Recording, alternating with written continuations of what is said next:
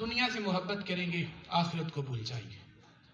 آج دیکھیں ہم نے گجرانوالہ سے لاہور کا سفر کرنا ہو، ہم اپنے ساتھ ساز و سامان لے کر جاتے ہیں، موسم کے لحاظ سے ٹھنڈے گرم مشروبات لے کر جاتے ہیں، جیب کے اندر پیسے ہوتے ہیں کہ کہیں ہمیں مشکل پریشانی کا سامنا نہ کرنا پڑے۔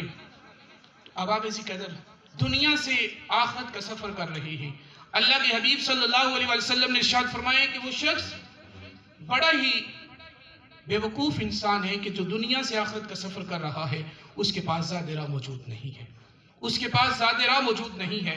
اور دوسرے نمبر پہ اللہ کے حبیب صلی اللہ علیہ وسلم نے ارشاد فرمایا، حضور ارشاد فرماتی ہیں کہ لوگ زندگی سے پیار کریں گے، اپنی موت کو بھول جائیں گے۔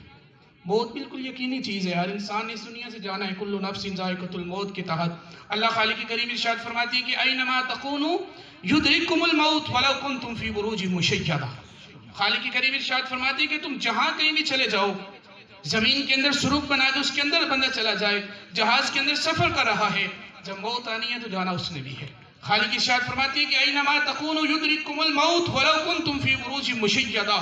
خالق فرماتی ہے کہ تم مضبوط قلعوں کے اندر چلے جاؤ، موت وہاں بھی آ جائے گی۔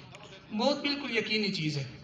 اور تیسرے نمبر پہ اللہ کے رسول صلی اللہ علیہ وسلم نے ارشاد فرمایا کہ لوگ اپنے محلات سے پیار کریں گے، اپنی قبروں کو بھول جائیں گے، اپنی قبروں کو بھول جائیں گے۔ اب آپ اسی قدر حدیث پاک کے لفظ ہیں، اللہ کے رسول صلی اللہ علیہ وسلم نے ارشاد فرمایا ہے کہ اپنی قبر میں بغیر تیاری کے داخل ہونے والا ایسے ہے کہ جیسے سمندر کے اندر بغیر کشتی کے چھلانگ لگانے والا ہے۔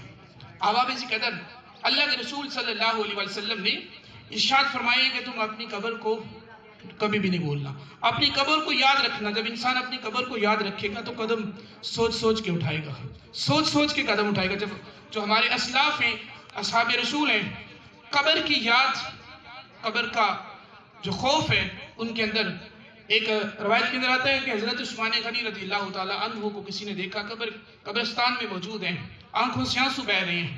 کسی نے پوچھا کہ آپ اتنا زیادہ رو رہے ہیں، قبرستان میں آ کر آپ اتنا زیادہ روتی ہیں؟